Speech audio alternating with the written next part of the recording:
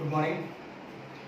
Admission of partnership में जब हम लोग रीवैल्यूएशन बना लेते हैं, और मैंने अपने पिछले वीडियो में आपको बताया था कि किस तरह से कैपिटल एडजस्टमेंट होता है from old partner to new partner and new partner to old partner. लेकिन इतना करने पे भी हमें एग्जामिनेशन में 8 मार्क्स नहीं आएगा, क्योंकि ये जो कैपिटल एडजस्टमेंट का क्वेश्चन होता है बुक्स में वो 8 मार्क्स का होता है, याद रखिएगा। तो अभी भी 8 मार्क्स अचीव करने के लिए हम लोगों का जो मेन पॉइंट है जहां पे हम लोगों को वर्क करना है वो है रिवाइज्ड बैलेंस शीट।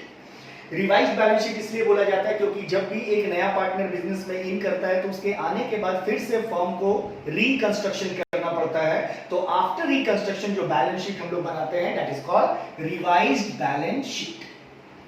तो हम लोग स्टार्ट करते हैं सबसे पहले यहां से और फिर यहां जाएंगे, और इसमें जो भी इंपॉर्टेंट पॉइंट होगा उसको अलग से वर्किंग नोट के थ्रू आपको बताया जाएगा। तो सबसे पहले शुरू करते हैं balance sheet capital and liability side.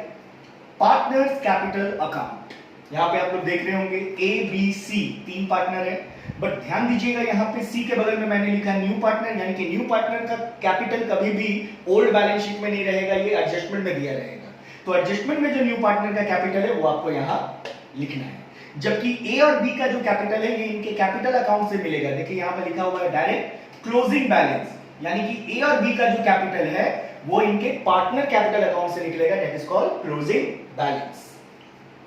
Creditors, अगर क्रेडिटर्स में कोई क्रेडिटर है जो बोलता है कि वो अपना रिफ्यूज कर रहा है क्लेम को, यानी कि क्रेडिटर जो है वो अपना क्लेम अब नहीं लेना चाह रहा है, तो आप उसको माइनस कर दीजिए जो भी जितना भी अमाउंट हो रहा है क्लेम को, और उसके बाद बाकी का जो बैलेंसिंग फिगर है वो आउटर कॉलम में लिखिए। बिल्स पेबल, कभी इसमें एडजस्टमेंट होता है कभी नहीं भी होता है, डायरेक्ट इसका अमाउंट को लिख सकते हैं।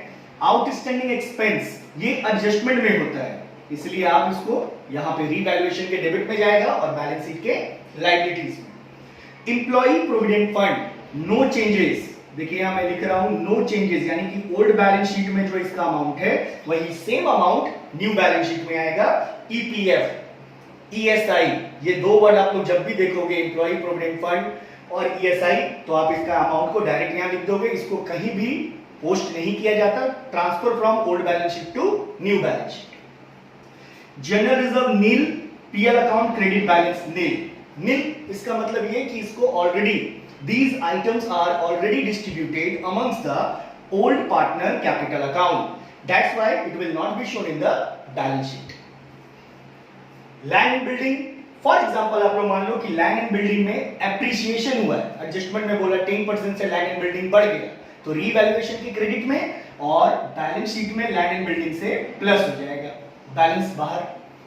Next example plant and machinery, suppose plant and machinery पे बोला 5% डेप्रिसिएशन, तो रीवैल्यूएशन अकाउंट के डेबिट में जाएगा और प्लांट एंड मशीनरी से डेप्रिसिएशन माइनस हो जाएगा, बैलेंसिंग फिगर बाहर में।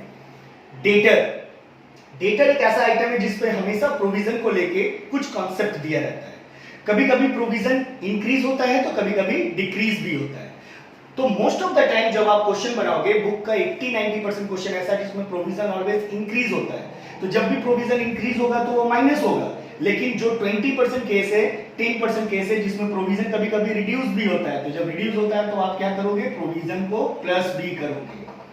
तो यहां ध्यान दीजिएगा कि डेटर के साथ प्रोविजन तभी माइनस होता है जब प्रोविजन का अमाउंट इंक्रीज होगा, लेकिन प्रोविजन कभी कभी प्लस भी होता है जब प्रोविजन को बोला जाता है एडजस्टमेंट में कि पहले आप 1000 प्रोविजन करते थे, अब आपको 600 प्रोविजन करना है, तो ये जो 400 है वो फर्म के लिए फायदेमंद है, इसलिए इसको प्लस करेंगे। Then bill receivable as it is, prepaid expense adjustment में होता है, इसलिए आप इसको एडजस्टमेंट से निकाल लेंगे। अक्रूड इनकम एडजस्टमेंट में होता है, ये रीवैल्यूएशन अकाउंट के क्रेडिट में जाएगा, प्रीपेड एक्सपेंस रीवैल्यूएशन अकाउंट के क्रेडिट में जाएगा और बैलेंस शीट के एसेट्स में जाएगा। Goodwill nil, advertisement suspense account nil, because these two items are known as capital expenditure, goodwill or advertisement suspense account, so it is already charged amongst the old partner in old ratio।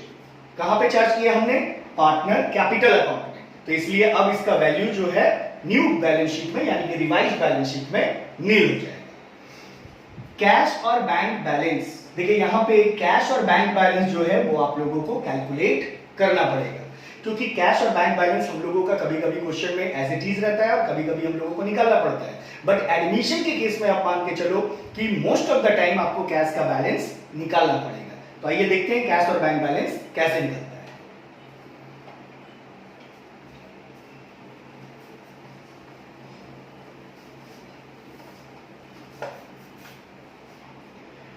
तो ध्यान से देखेंगे, cash और bank balance निकालने के लिए, cash या bank balance निकालने के लिए सबसे पहले हम लोग यहां लिखेंगे ओपनिंग बैलेंस ऑफ कैश। इसमें प्लस होगा न्यू पार्टनर कैपिटल, जो न्यू पार्टनर बिजनेस में एडमिशन होता है वो अपना कैपिटल लेके आता है। फिर प्लस होगा न्यू पार्टनर, या हम लोग कह सकते हैं प्रीमियम ऑफ गुडविल, जो न्यू पार्टनर लेके आता है कैश में, premium of goodwill bring in cash. तो न्यू पार्टनर का कैपिटल जो कैश में लेके आता है, प्रीमियम ऑफ गुडविल जो कैश में लेके आता है, वो यहां आ जाएगा। इसके अलावा कभी कभी क्वेश्चन में बैड डेट्स रिकवर भी दिया रहता है। ध्यान दीजिएगा, ये क्वेश्चन में पूरे बुक में आपको एक या दो क्वेश्चन ऐसा मिलेगा, तो आप यहां लिखोगे बैड डेट्स रिकवर्ड, तो बैड डेट्स रिकवर्ड हो गया, ये प्लस हो गया। इसमें से लेस क्या होगा? लेस होगा, ध्यान दीजिएगा, लेस होगा जब existing partner withdrew their share of premium of goodwill, premium of goodwill। जैसा कि एज वी नो, जैसा कि हम लोग जानते हैं कि जो नया पार्टनर प्रीमियम ऑफ गुडविल लेके आता है, it is distributed amongst the old partner in sacrificing ratio. लेकिन कुछ क्वेश्चन जिसमें रहेगा कि ओल्ड पार्टनर जो है अपना गुडविल का पैसा विड्रीव कर रहा है, तो विड्रीव करेगा तो जनरल एंट्री क्या होता है? Old partner capital account debit to cash. तो इस कंडीशन में आपका कैश का बैलेंस जो है वो रिड्यूस होगा, इसलिए यहां पे लेस में चला जाएगा।